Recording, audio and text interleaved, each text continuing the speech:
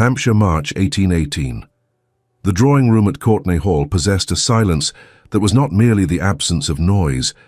It was a heavy, suffocating weight, pressing against the damask wallpaper and settling into the velvet of the furniture like dust. The room carried the scent of beeswax and dying roses. Their petals were brown and curled at the edges, crumbling onto the mahogany surfaces, much like everything else in the house since the Earl of Courtenay had collapsed in this very room 8 months prior.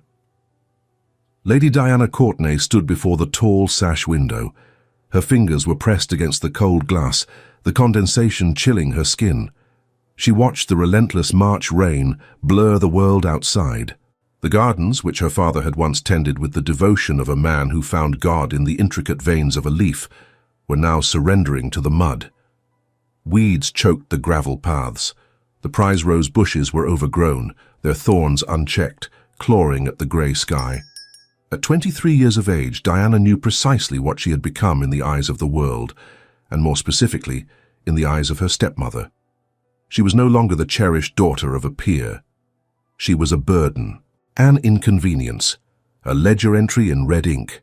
She was a commodity to be exchanged to settle debts before she reached the age of 25 and claimed the small independence her grandmother had left her.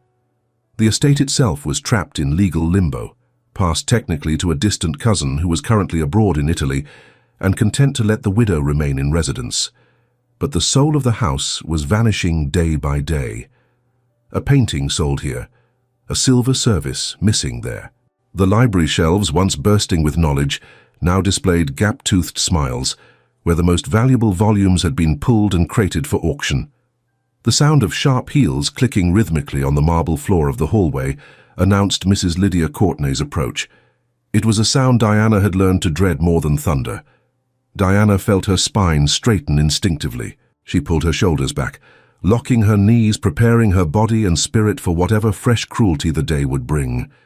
If stories of resilience and love against impossible odds touch your heart, subscribe now. You won't want to miss what happens next. The double doors opened. Lydia swept into the room, bringing with her a draught of cold air and the cloying scent of lavender water. At 38, the widow cut a striking figure. She was dressed in lavender silk, a calculated choice. It was a shade that suggested she was still in mourning, thus garnering sympathy, while being fashionable enough to allow her to attend social events without criticism. "Still wasting time at that window, I see," Lydia said. Her voice carried the particular edge that meant she was already displeased, likely by a bill or a servant's error. She moved to the center of the room, stripping off her gloves with sharp, jerking movements. "It is a habit of yours, this staring at nothing. It suggests a vacuous mind, Diana. People will talk." Diana turned slowly from the window. She kept her face impassive, a mask she had perfected over months of practice. "I was merely observing the garden, madam. The storm seems to be worsening." "The garden is a mud pit," Lydia dismissed, tossing her gloves onto a side table where a priceless Ming vase had stood only a week ago. "We leave for Lady Harrington's Musicale in 2 hours. I trust you recall our discussion about Mr. Reginald Moss." Diana felt a cold stone settle in her stomach. "I recall you informing me that you have accepted an offer on my behalf without my consent." "Your consent," Lydia repeated. She tasted the word as if it were sour wine, spitting it out with contempt. "How quaint. You seem to have forgotten the legal realities of your situation. I am your legal guardian until you reach 25. That is 2 more years, Diana. 2 years during which every decision regarding your future, your residence and your marriage rests entirely with me." The reminder landed like a physical blow, as Lydia had intended. Diana's father had died intestate, his heart failing him too suddenly for proper arrangements to be finalized. The guardianship of his unmarried daughter had fallen automatically to his widow, a widow who had wasted no time in systematically dismantling everything the Earl had built. "Mr. Moss is 50 years old," Diana said quietly, fighting to keep her voice steady.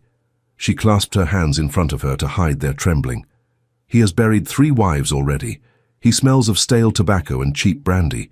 He speaks of women as if we were livestock to be trained and bred." Lydia's laugh was sharp and bright, echoing off the bare walls. He is wealthy, my dear, exceedingly so.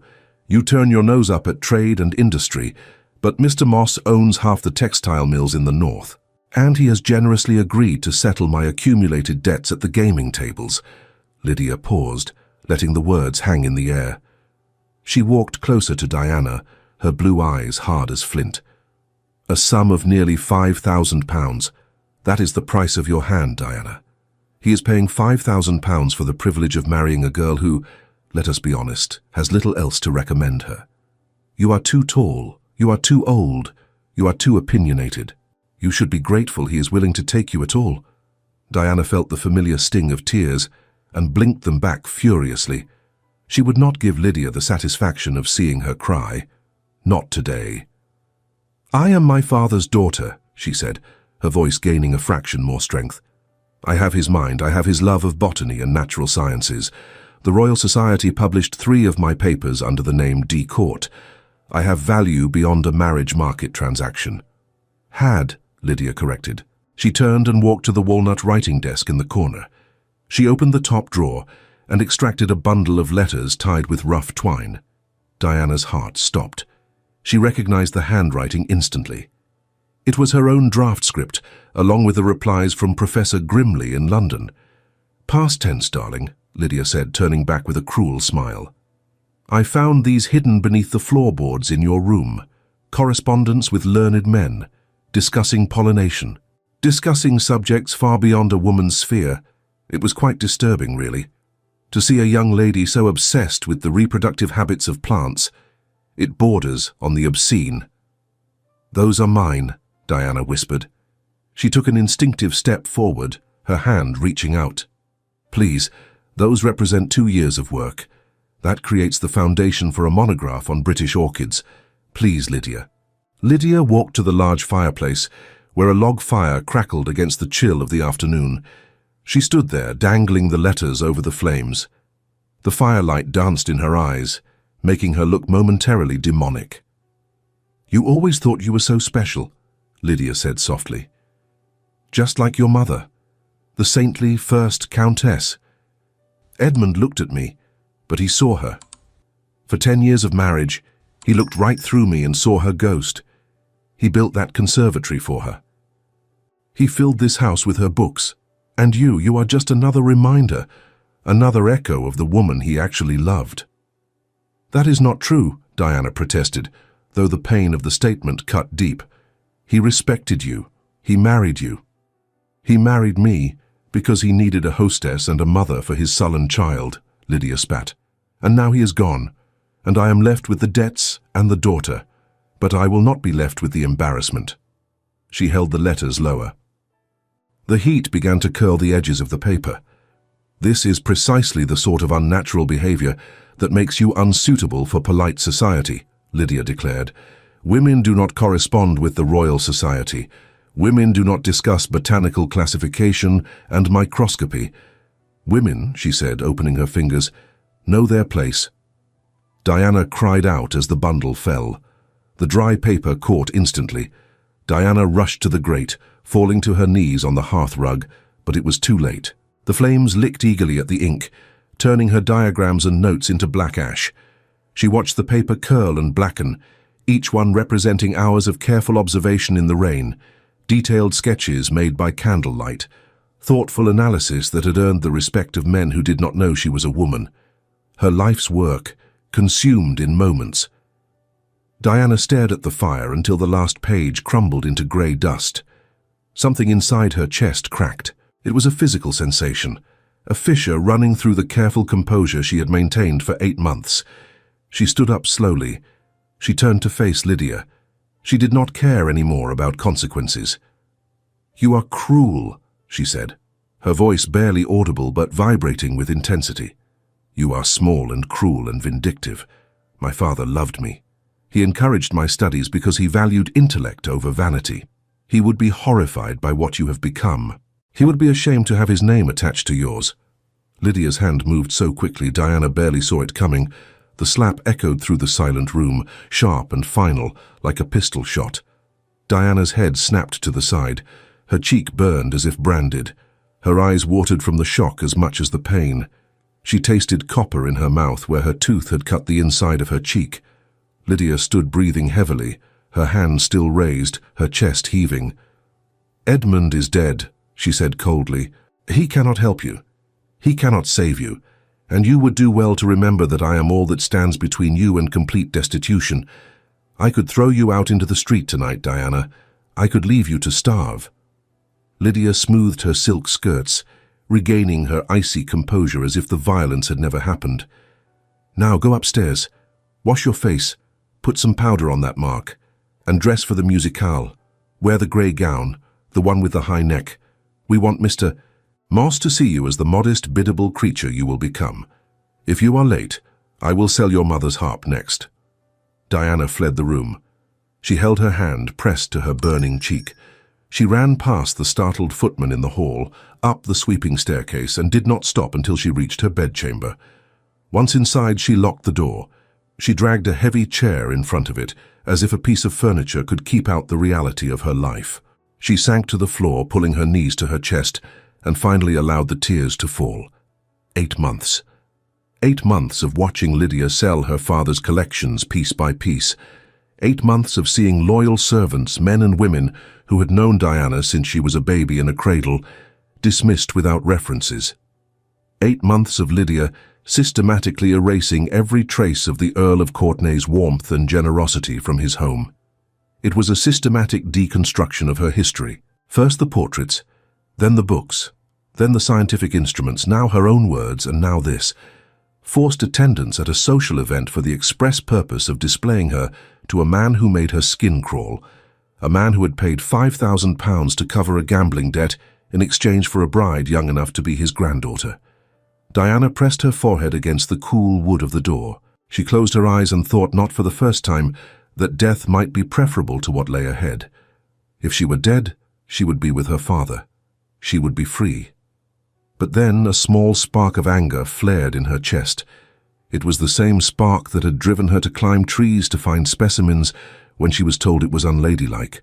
The same spark that had made her write to the Royal Society when she was told science was for men. If she died, Lydia won.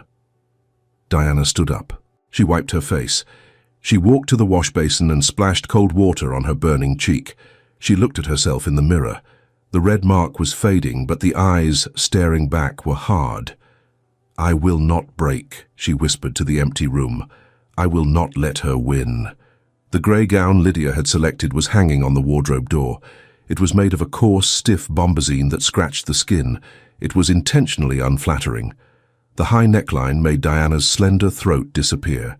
The colour was a dull, lifeless slate that leached the warmth from her complexion. Diana put it on. She felt like a prisoner donning a uniform. She smoothed the fabric over her hips. In the looking glass, she appeared washed out, insignificant. A shadow of a woman, precisely as Lydia intended. She reached for her jewellery box, intending to wear the small pearl locket that held her mother's miniature. It was the only piece of value she had left, but the box was empty. Diana froze. She searched the drawers. Nothing. Lydia had taken it. Diana stared at the empty velvet cushion where the locket should have been. A cold fury settled over her, colder than the rain outside. She did not cry this time. There were no tears left. There was only a resolve as hard as diamond. She walked out of her room, head high, ready to walk into the lion's den. The journey to Lady Harrington's estate took an hour. The carriage was stuffy, smelling of damp wool and Lydia's perfume. The rain hammered against the roof, drowning out the sound of the wheels on the road. Lydia sat across from Diana, examining her stepdaughter with critical eyes. She reached out and adjusted Diana's collar, her fingers cold and pinching. "Sit straighter," Lydia commanded. "You are slouching like a milkmaid. And stop fidgeting with your gloves. Nervousness is unattractive. It suggests guilt." Diana sat perfectly still. "I am not nervous, madam. I am nauseated." "Control yourself," Lydia snapped. "When Mr. Moss approaches, you will smile. You will be agreeable. You will listen to his stories about his mills and you will laugh at his jokes. Is that understood?" "I understand what you require," Diana said neutrally. "Good.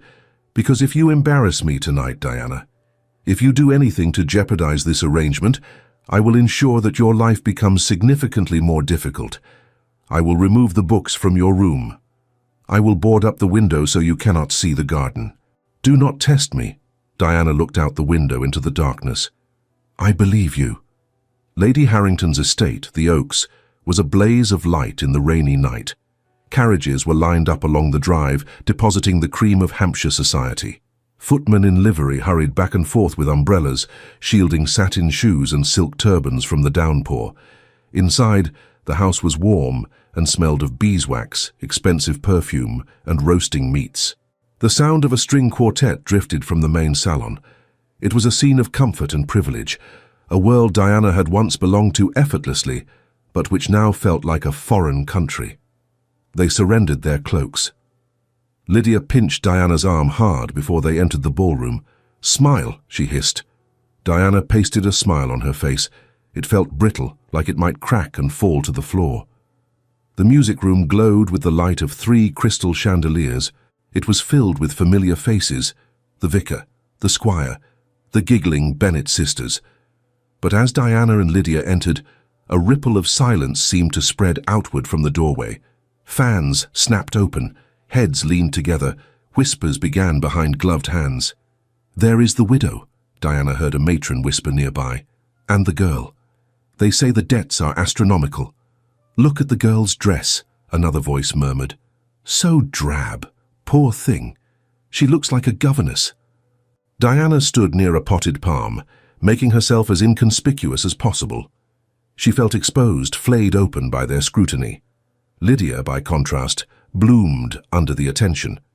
She circulated through the crowd with practiced ease, greeting people who despised her but feared her sharp tongue too much to show it. It was then that Diana saw him. Mr. Reginald Moss stood near the refreshment table. He was a man who took up space, not just physically, but atmospherically. His considerable girth strained against a waistcoat of garish gold brocade. His thinning hair was slicked back with a pomade that caught the candlelight unpleasantly, making his scalp shine. As Diana watched, frozen in horror, he selected a cream cake from a silver platter. He consumed it in 2 large bites, crumbs falling onto his lapel. He wiped his sticky fingers on a fine linen handkerchief, then stuffed it into his pocket. His eyes scanned the room, predatory and assessing. Then they landed on Diana. He did not smile with warmth. He smiled with ownership. It was the look a man gives a horse he has just purchased, checking its teeth and flanks. Diana's stomach turned. Bile rose in her throat. She moved instinctively toward the terrace doors. She needed air. She needed to be anywhere but here. She took a step, then another, seeking escape. But Lydia was faster. Her hand closed around Diana's upper arm with painful force, her fingers digging into the muscle through the thin grey fabric. "Where do you think you are going?" Lydia whispered harshly, her voice a serpent's hiss in Diana's ear. "Mr. Moss is approaching. You will not run. Stand still." "Lydia, please," Diana begged, her voice shaking. "I cannot." "You can and you will," smiled Diana. "Now." Moss arrived. He brought with him a cloud of scents, stale cigar smoke, heavy musk, and the sour tang of wine. He stood too close, invading Diana's personal space. "Mrs. Courtenay," he boomed, his voice loud enough to turn heads nearby. "Enchanting as always. You outshine women half your age." Lydia preened. "You are too kind, Mr. Moss, and this must be the young lady we discussed." Moss turned his full attention to Diana. "Indeed, my stepdaughter, Lady Diana Courtenay," Lydia said. "Diana, Mr. Moss has been most eager to make your acquaintance." Moss reached out and took Diana's gloved hand. His palms were damp. He raised her hand to his lips, holding it far longer than propriety allowed. His breath was hot and wet against her knuckles. "Charming," he murmured. His small watery eyes traveled over her body, lingering on her chest, then her waist. It was a violation without touch. "Quite charming indeed. A little thin, perhaps, but we can feed you up. I do so appreciate youth and modesty in a wife. So much easier to mold, you understand." Diana pulled her hand free with a jerk. She could not help it. "I am not seeking a husband, Mr. Moss." Lydia gasped. Moss merely laughed. It was a phlegmy, unpleasant sound that rumbled in his chest. All young ladies say that initially. It is part of the game, is it not? Feigned reluctance. He took a step closer. But I assure you, my dear, I am quite skilled at managing feminine reluctance. I have been married 3 times, you see. I know the way of things. He leaned in, his voice dropping to a conspiratorial whisper. Sadly, each wife succumbed to the rigors of childbirth. Weak constitutions, all of them. But looking at you, you have good hips, strong bones. I am confident that with proper discipline and a firm hand you will fare better. I need an heir, Lady Diana, and you need a home. The room seemed to tilt. The chandeliers spun overhead. 3 wives, all dead in childbirth. And he spoke of it as if discussing a breeding program for cattle. He was telling her to her face that he intended to use her until she broke or died. Panic, cold and primal, flooded Diana's veins. "Excuse me," she said, her voice strangled. "I need air." She pushed past Lydia's restraining hand. She ignored the gasp of the guests nearby. She picked up her skirts and fled. She ran through the terrace doors, bursting out into the March evening. The cold air hit her face like a slap, but it was welcome. The rain had slowed to a drizzle. The garden was mercifully empty, lit only by torches that cast dancing shadows across the wet gravel paths. Diana ran to the stone balustrade and gripped the cold railing. She gulped the air, fighting the nausea that threatened to overwhelm her. She shook violently, her breath coming in ragged gasps. The terrace doors opened behind her.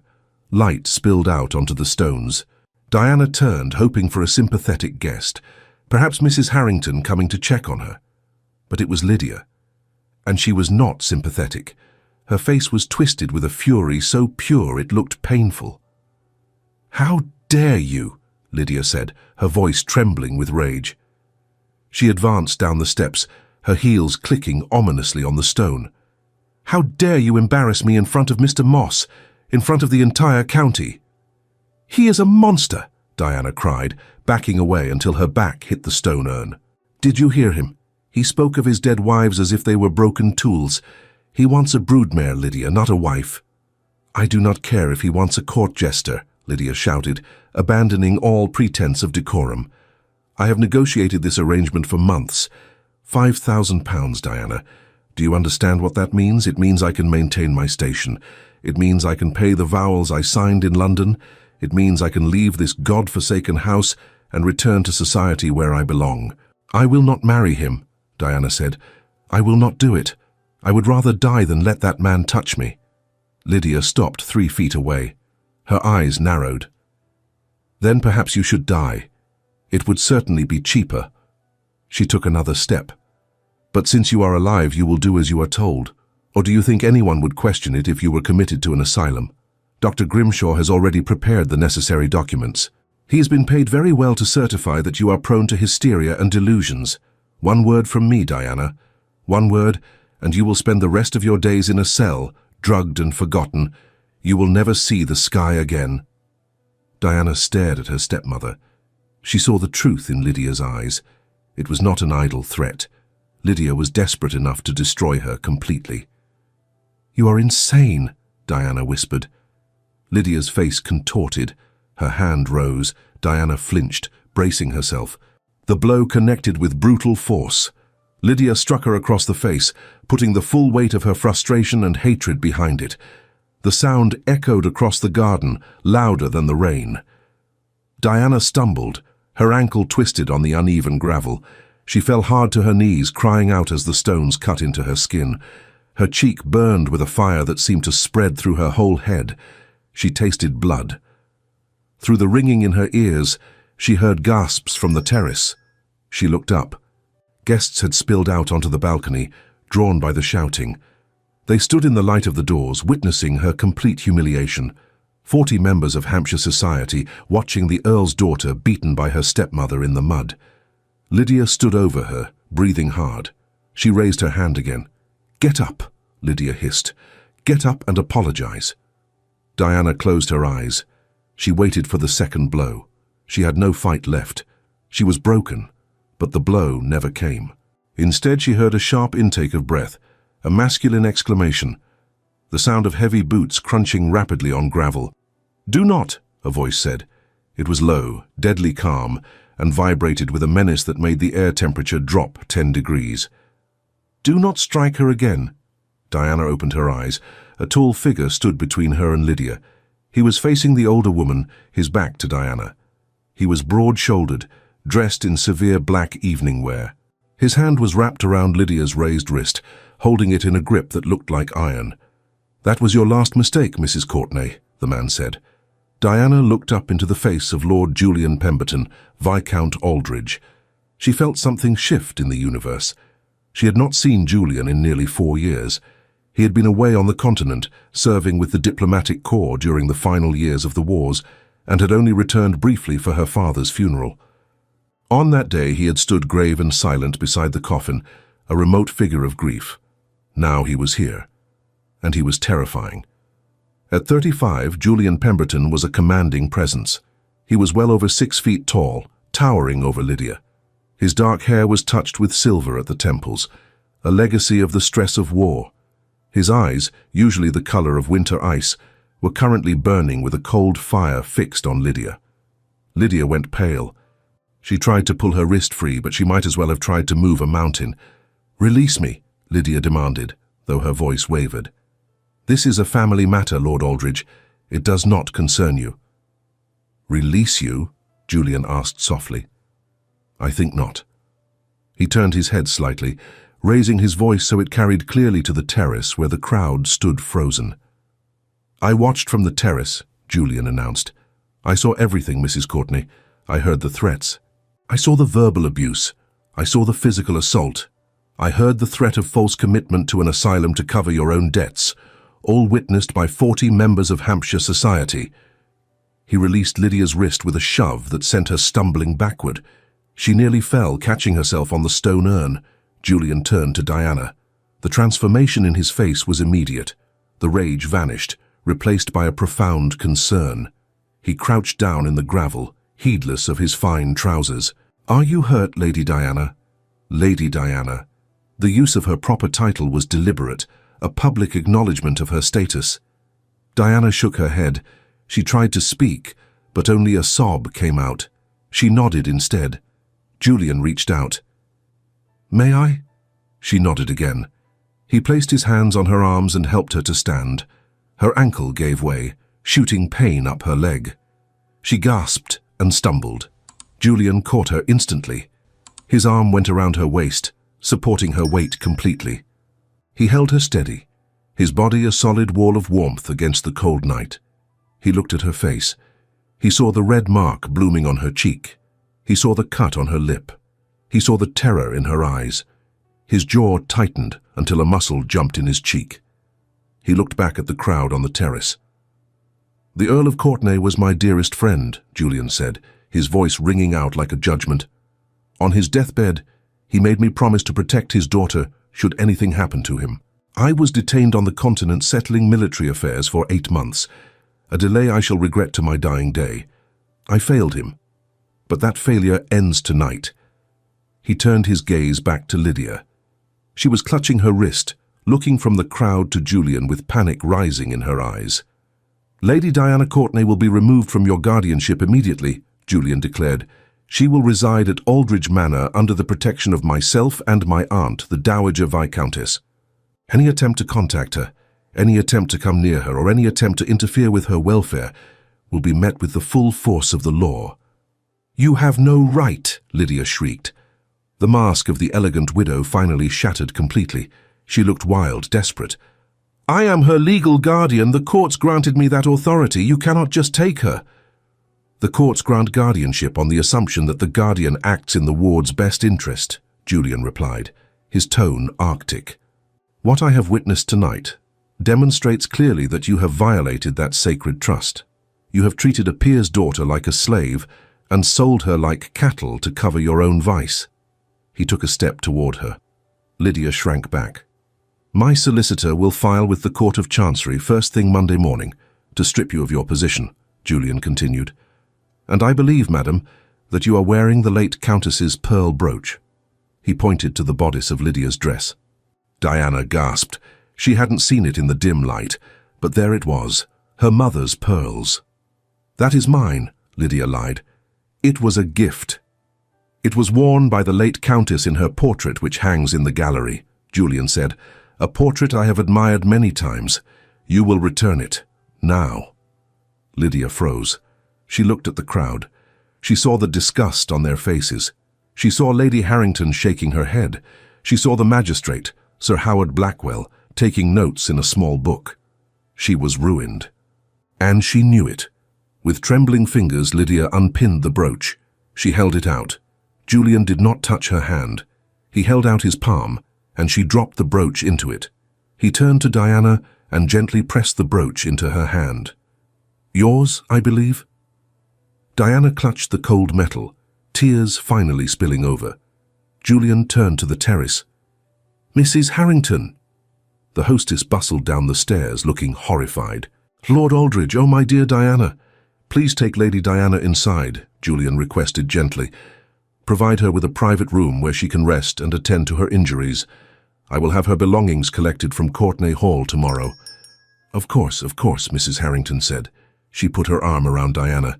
"Come with me, you poor dear." Diana allowed herself to be led away. She limped up the stairs, leaning on Mrs. Harrington. As they passed through the crowd on the terrace, the silence was absolute. But for once the eyes were not judging her poverty or her dress.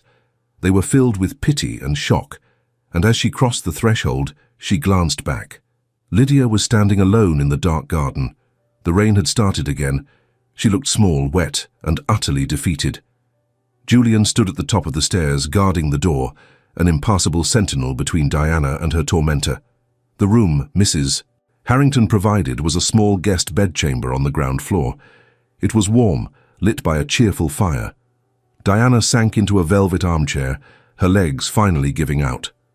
Mrs. Harrington sent for a maid with warm water, arnica for the bruising, and sweet tea. "I had no idea," Mrs. Harrington kept saying, fluttering around Diana like a distressed bird. "We heard rumors, of course, that things were difficult at the hall. But physical violence? And that business about Mr. Moss? It is monstrous." Diana sipped the tea, the sugar shocking her system. "I thought I would die in that house," she whispered. "I truly thought she would lock me away." "Reginald Moss," Mrs. Harrington said with a shudder. "Everyone knows about him. He drives his wives to early graves. He treats them like broodmares. The fact that Lydia would negotiate such a match, it tells us everything." There was a firm knock at the door. It opened before Mrs. Harrington could answer. A tall, imposing woman in her 70s swept into the room. She was dressed in deep blue silk that rustled with authority. She wore diamonds at her throat that were worth more than Courtenay Hall. She leaned on an ebony cane, not for support, but as a weapon of command. "The Dowager Viscountess Aldridge," Mrs. Harrington announced, dropping a deep curtsy. "Spare me the formalities, Elizabeth," the Dowager said briskly. Her sharp grey eyes that were identical to Julian's, fixed on Diana. "So this is Edmund's girl." She marched across the room and stood over Diana. "Stand up, child, let me look at you." Diana set down her tea. She pushed herself up, wincing as her ankle throbbed. She stood as tall as she could, lifting her chin. The Dowager studied her face. She looked at the red mark on her cheek. She looked at the cut lip. She looked at the grey bombazine dress. Then she looked into Diana's eyes. The older woman said after a long moment. "You have your father's eyes. Intelligent. Good. The Earl was one of the finest men I ever knew. Brilliant mind, generous heart. Wasted on that viper he married in his loneliness." She turned to Mrs. Harrington. "My nephew informs me that Lady Diana will be residing at Aldridge Manor effective immediately. I have come to collect her." "Tonight?" Diana asked, surprised. "My lady, I have no belongings, no clothes." "Clothes can be bought," the Dowager snapped. "Safety cannot. I do not trust Lydia Courtenay not to attempt some desperate action before Julian's solicitor can file the papers on Monday. If we leave you here, she might try to drag you back. You will leave Hampshire tonight. You will travel to Surrey under my protection." "Surrey is 3 hours away," Diana murmured. "Then we had best get started," the Dowager said. "Can you walk to the carriage?" "I can," Diana said. "Good girl." 5 minutes later, Diana found herself wrapped in a heavy fur cloak that smelled of lavender and cedar. She was seated in the most luxurious carriage she had ever seen. The seats were plush velvet. A warming pan had been placed on the floor for her feet. Julian stood by the open door. The rain was falling harder now. He looked at her, his face shadowed. "My aunt will travel with you," he said. "I will ride alongside the carriage. You are safe now, Diana." "Thank you," she said. It seemed inadequate. "Lord Aldridge, Julian," he corrected gently. "Please, given the circumstances." "Julian," she tested the name. "Thank you." He nodded, closed the door, and the carriage lurched into motion. The journey was long and dark. The rhythmic rocking of the carriage was soothing, but Diana was too wired to sleep. Across from her, the dowager sat upright, watching her. "My nephew tells me you have a mind for science," the dowager said suddenly, breaking the silence. "Much like your father. Is this true or merely a fond exaggeration of a grieving friend?"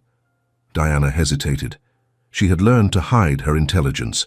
Lydia had mocked it. Society had shunned it. I have studied botany, my lady.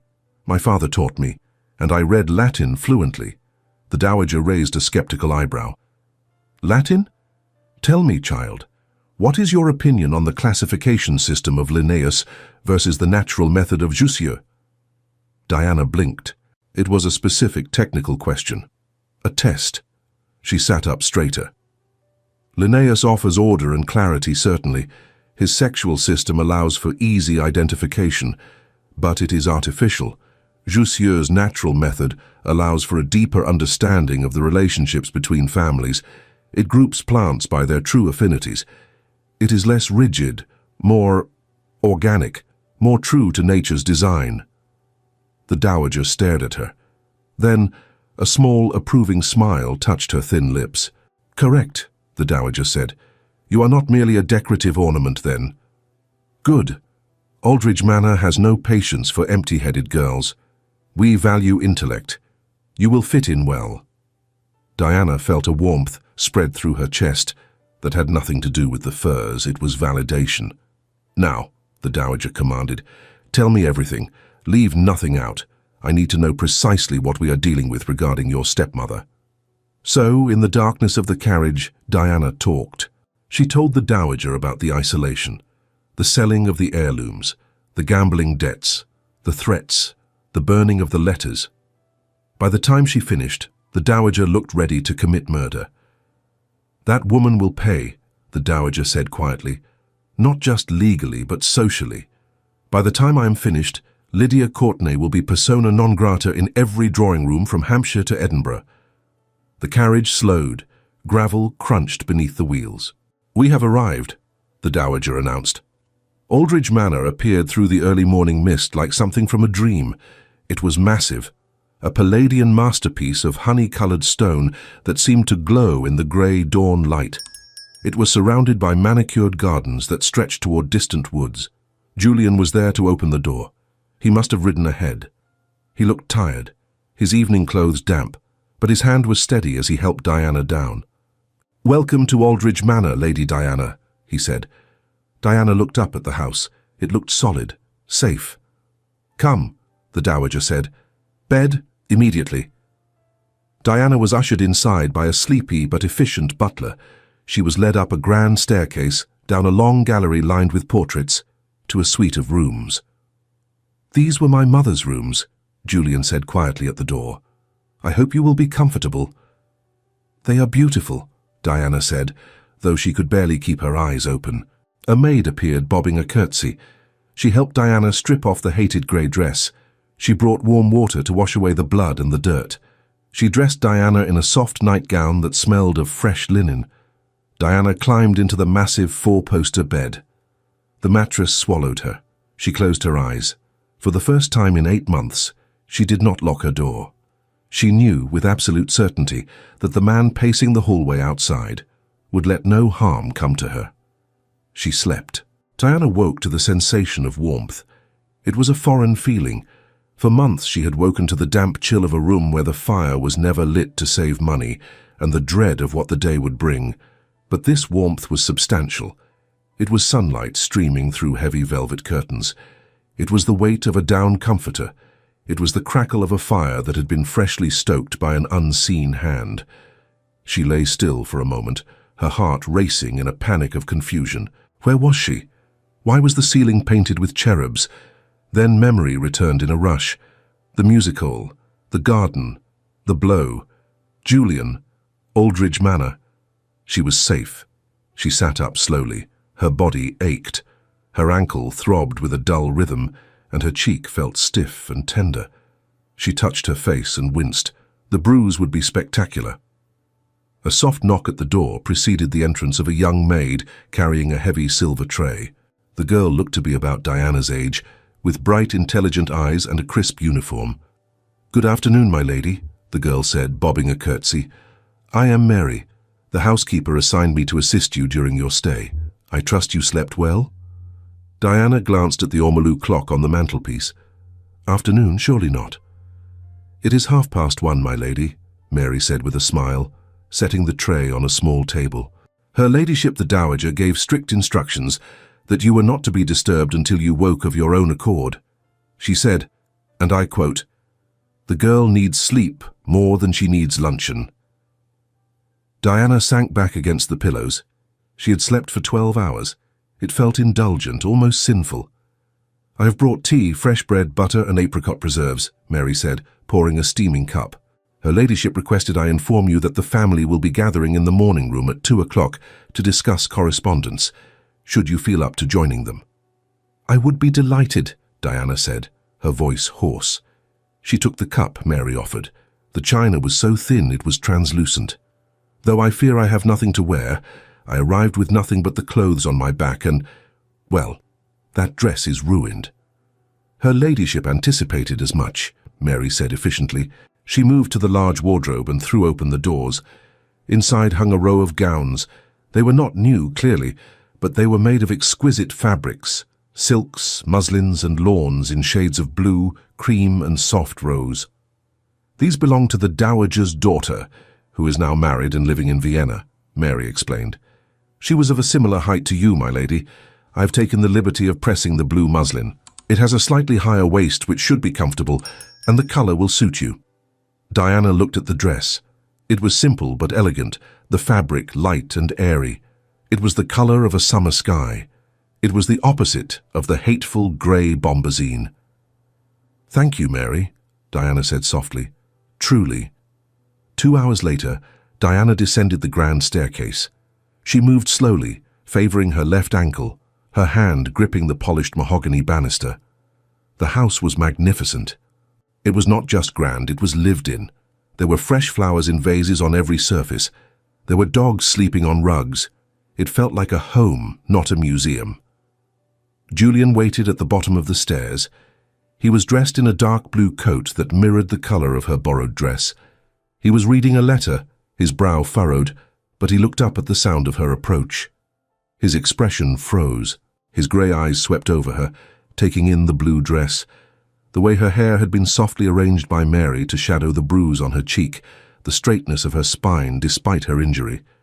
Something warm and dangerous bloomed in his eyes. It was gone in an instant, replaced by a gentleman's polite mask, but Diana had seen it. Her breath hitched. "Lady Diana," he said, bowing. "You look restored." "I feel it," she replied, reaching the bottom step. "Thanks to your hospitality and your aunt's wardrobe." He offered his arm. It was a formal gesture, but the heat of his muscles beneath the fine wool of his coat was distracting. "My aunt has been pacing like a general preparing for battle. She is most eager to discuss strategy." "Strategy?" Diana asked as they walked through the marble-floored entrance hall toward the back of the house. "For destroying Lydia Courtenay utterly and completely," Julian replied. There was a hint of dark amusement in his voice. "My aunt was a formidable political hostess in her youth. When she decides to ruin someone socially, she does so with the precision of a military campaign. She has already drafted 3 letters to the patronesses of Almack's." The morning room was a cheerful space overlooking the south lawn. It was filled with spring light that mercilessly illuminated the piles of paper covering the central table. The dowager sat at the head, looking like a queen holding court. "Excellent, you are awake," she said briskly as Diana and Julian entered. "Sit, eat. We have much to discuss.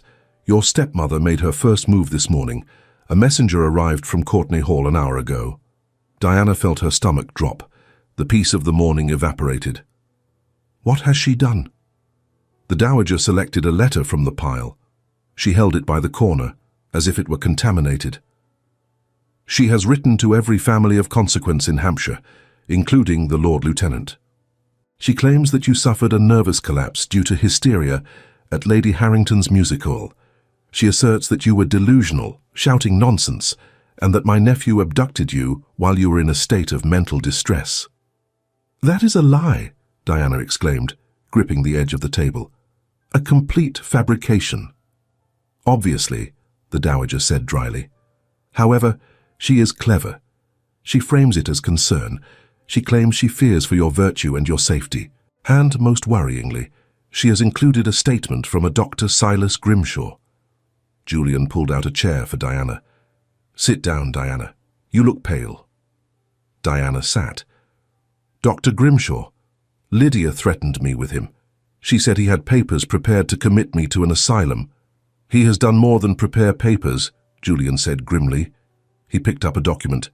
"He has provided a sworn affidavit stating that he has attended you on 3 separate occasions for fits of mania and unnatural obsessions. He recommends immediate confinement for your own protection."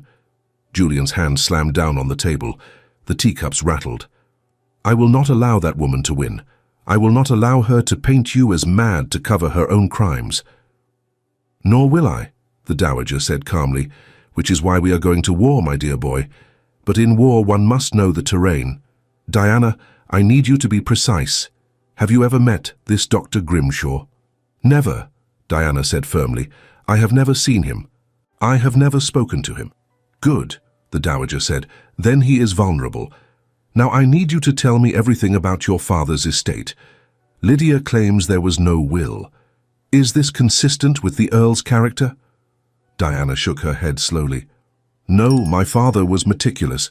He catalogued every book in his library. He kept detailed journals of rainfall and temperature for 20 years. The idea that he would die without a will, leaving me to the mercy of a woman he knew, was spendthrift. It is impossible." "Explain," Julian said, leaning forward. "Why do you say he knew she was spendthrift?" "Because they argued about it," Diana said, a memory surfacing. 2 weeks before he died. I heard them in the study. Lydia wanted to sell a piece of land to pay for a season in London. My father refused. He shouted that he had secured the girl's future and that Lydia would not touch a penny of the trust. The dowager and Julian exchanged a significant glance. "He said secured the girl's future?" Julian asked intently. "Those exact words?" "Yes," Diana confirmed. "And later that night, I saw him sealing a thick envelope with blue wax. He usually used red. He put it in his travel writing slope, the one he took to London, but when he died, the slope was empty." "Blue wax," the dowager mused.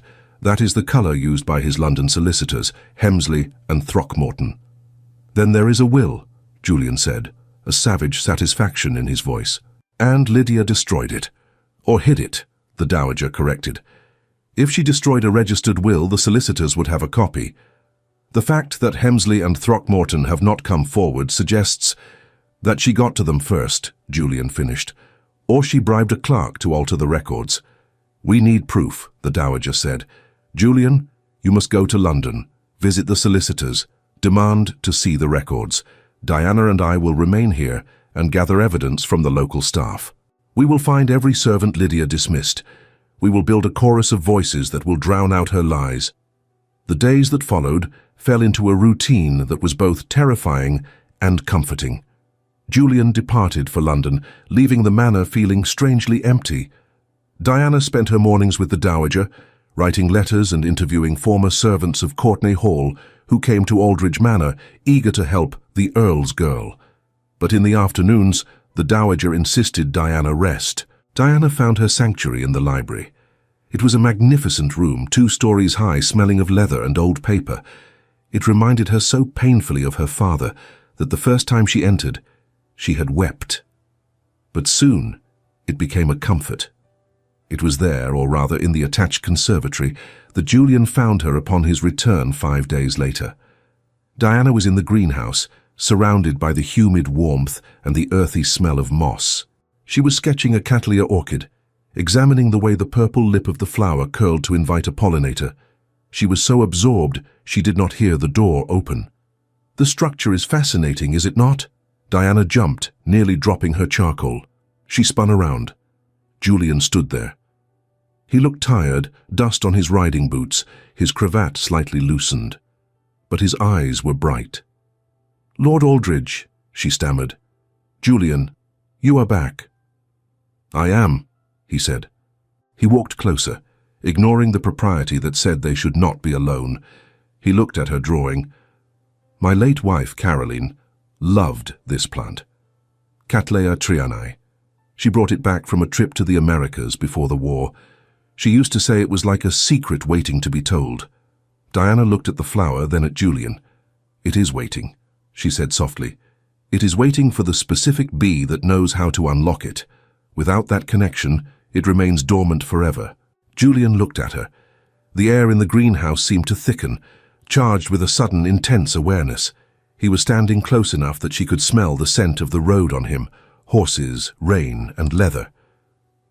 "Dormant," he repeated softly. "Yes, I know that feeling well." He reached out. His hand hovered near her arm, then settled on her elbow. His touch was warm, searing through the thin muslin of her sleeve. "I found something in London, Diana," he said, his voice dropping an octave. "I spoke to the senior partner at Hemsley. He was shocked to hear your father had died interstate. He remembered drawing up a will 3 years ago, but the copy in their vault was missing, replaced by a blank ledger page." "Then it is hopeless," Diana whispered, her heart sinking. "No," Julian said. He took a step closer. "Because the clerk who manages the vault has suddenly come into a great deal of money. He bought a tavern in Cheapside 2 days after your father died. We have him, Diana. My solicitor is applying pressure. He will crack." "You did all that?" she asked, searching his face. The harsh lines of the ice Viscount seemed to have softened. "For me?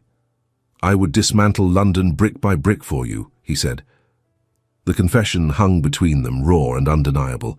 Diana felt a pull, a magnetic force drawing her toward him. She saw his gaze drop to her lips, then flick back up to her eyes, dark with desire. "Julian," she breathed. He leaned in. His hand slid up her arm to cup her shoulder. The door to the greenhouse banged open. "My lord!" It was the butler, breathless. "The magistrate is here, Sir Howard Blackwell, and he has Dr. Grimshaw with him." Julian pulled back, the mask of the Ice Viscount slamming back into place instantly. "Grimshaw here?" "Yes, my lord. They are in the drawing room. They are demanding to see Lady Diana." "Over my dead body," Julian growled. He turned to Diana. "Stay here." "No," Diana said. She put her hand on his arm. "No, Julian. I am done hiding. I am done being spoken for. I will face him." Julian looked at her. He saw the steel in her spine. He nodded once. "Then we face him together." They walked into the drawing room side by side. Sir Howard Blackwell looked uncomfortable. Beside him sat a man who could only be Dr. Grimshaw. He was thin, with nervous hands and shifting eyes that refused to settle on anything. "Lord Aldridge," Sir Howard said, rising. "Lady Diana, I apologize for the intrusion, but Dr. Grimshaw has sworn a complaint before the bench. He insists he must examine the patient to verify her mental state." "I am not a patient," Diana said clearly, her voice steady, "and this man is a stranger to me." "Come now, my dear," Dr. Grimshaw said, his voice oily. "Your memory is affected by your condition. We met on January 14th, and again on February 3rd. You were quite distressed." Julian crossed his arms. "January 14th, he repeated. "You are certain of that date?" "Absolutely, my lord," Grimshaw said, tapping a notebook. "I have it recorded here."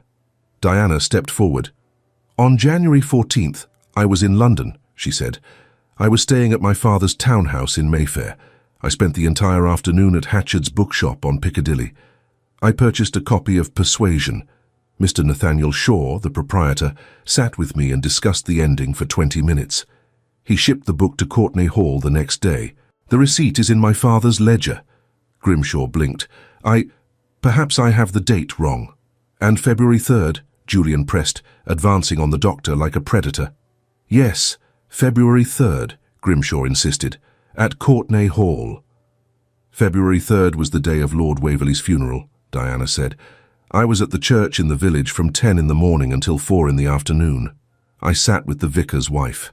I helped serve the funeral tea. 50 people saw me there. Were you at the funeral, Dr. Grimshaw? No, the doctor stammered.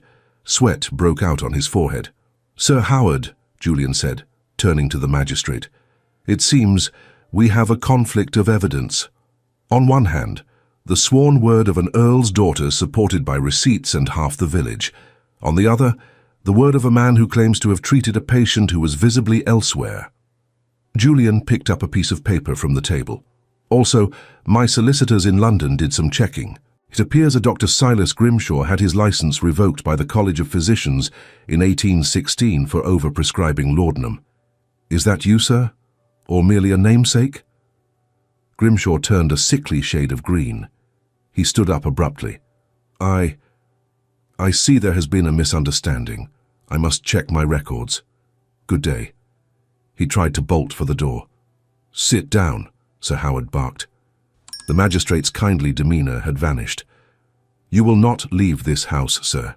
You will explain to me exactly why you have sworn a false oath before a magistrate, and you will tell me exactly how much Lydia Courtney paid you to do it.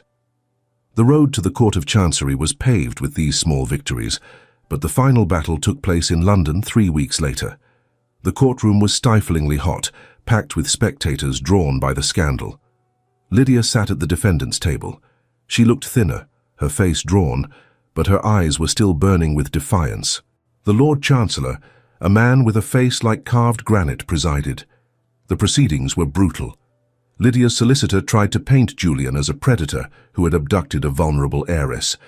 He spoke of Diana's instability. But then Julian's counsel called the witness, Mr. Percival Throom, the clerk from the solicitor's office. The little man took the stand, shaking. Under the relentless questioning of Julian's barrister, he crumbled. He admitted to taking £50 from Lydia to burn the will in the vault. He admitted to forging the entry in the ledger. And then he produced a second copy. I did not burn it, my lords, Throom whispered. I was afraid. If the Earl's ghost came back, so I kept it, hidden in my lodgings. A collective gasp went through the courtroom. The Lord Chancellor took the document. He read it in silence. Then he looked at Lydia. This court finds, he boomed, that the late Earl of Courtney did indeed leave a valid will. A will that places his entire estate in trust for his daughter, Lady Diana, until her 25th birthday, or her marriage, whichever comes first. It provides Mrs. Courtney with a modest annuity contingent on her good behaviour. He lowered the paper. Mrs. Courtney, you have attempted to subvert the law, defraud a minor, and imprison a peer's daughter. You are stripped of your guardianship immediately. You are remanded to custody to await trial for fraud and forgery. No, Lydia screamed as the bailiffs moved toward her. It is a lie. She is mad. She is useless. Diana watched her stepmother being led away. She felt no triumph. She felt no joy. She simply felt a heavy weight lift from her shoulders, leaving her light enough to float. Julian's hand found hers under the table. He squeezed it hard. It is over, he said. Yes, Diana whispered. The nightmare has ended.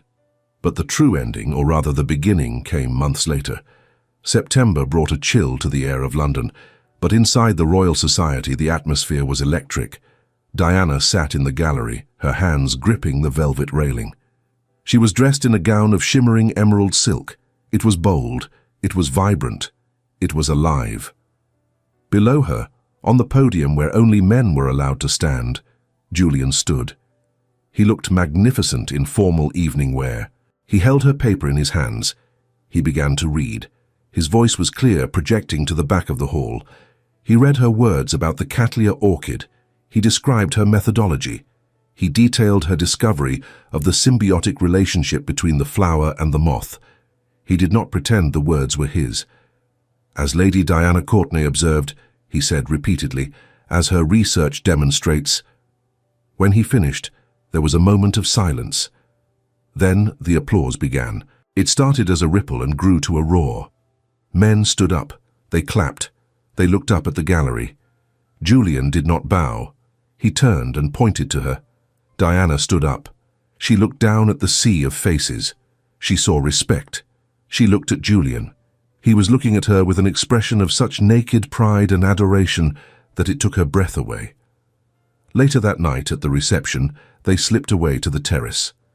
The noise of the party faded behind the glass doors. "You were extraordinary," Julian said. "They are calling you a genius. Professor Grimley wants to publish the paper next month, under your name." "Under my name," Diana repeated. She leaned against the stone balustrade, looking out at the lights of London. "I never thought I would see this day." "You earned it," Julian said. He moved closer. "You fought for it." "I had help," she said. She turned to face him. "Julian, I need to tell you something." "What is it?" "I am grateful," she began. "For the rescue, for the protection, for tonight." Julian's face fell slightly. "Gratitude, of course." "No," she said, stepping closer. "Let me finish. I am grateful. But that is not why I am standing here. I am not standing here because you are my hero. I am standing here because you are the only man I have ever met who sees me. You saw the scientist when everyone else saw a spinster. You saw the strength when everyone else saw a victim." She reached up and touched his face. His skin was warm under her fingers. "I do not love you because you saved me, Julian," she whispered. "I love you because you understood why I needed saving. I love you because you are brilliant and kind, and you thaw when you look at me. I choose you, not out of debt, but out of love." Julian let out a breath that sounded like a broken sob. He pulled her into his arms, burying his face in her neck. "Diana," he murmured against her skin. "My God, Diana, I have loved you since the moment you quoted Jussieu in the carriage. I have loved you every minute of every day." He pulled back. He framed her face with his hands. "Marry me," he said. "Be my wife. Be my partner. Write your papers in my library. Grow your orchids in my greenhouse. Just be with me." "Yes," she said. 1,000 times yes. He kissed her then. It was not a tentative kiss. It was a promise. It was the sealing of a contract between two souls who had found their equal in the dark, 5 years later. The morning sun filtered through the glass panes of the Aldridge Manor greenhouse, illuminating the dust motes dancing in the humid air. The smell of damp earth and blooming vanilla was thick and sweet. Diana stood at a potting bench, her hands covered in rich, dark soil. She was examining a new shoot on a delicate orchid, a hybrid she had spent 3 years cultivating. "Mama, Mama, look!" Diana turned. A small boy of 4 with dark curls and grey eyes came running down the aisle between the ferns. He was clutching a magnifying glass in one hand and a jar in the other. Julian walked a few paces behind him, a look of indulgent pride on his face. He was carrying a stack of books. "What is it, Thomas?" Diana asked, wiping her hands on her apron. "I found a beetle," Thomas announced solemnly. "Papa says it is a... He looked to his father for help. "Coleoptera," Julian supplied, resting his hand on the boy's head. "A coleoptera," Thomas repeated triumphantly. "Can we draw it in your big book?" Diana laughed. The sound was bright and free, echoing off the glass walls. "We certainly can. But first, you must put it back where you found it. We observe, Thomas. We do not imprison." Thomas nodded seriously and ran off to return the beetle. Diana looked up at Julian. He stepped closer, closing the distance between them.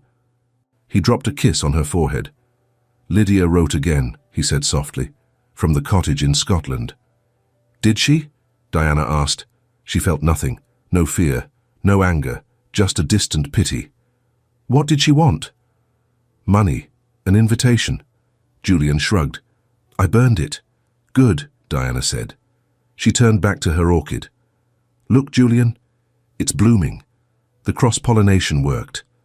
Julian looked at the flower. Then he looked at his wife. He looked at the life they had built on the ashes of her pain. It is perfect, he said. Yes, Diana agreed, leaning her head against his shoulder as their son ran back to them, laughing in the sunlight. It is. Justice had been served, love had conquered, and the woman who had been raised to believe she was nothing had proved to the world, and more importantly to herself, that she was everything.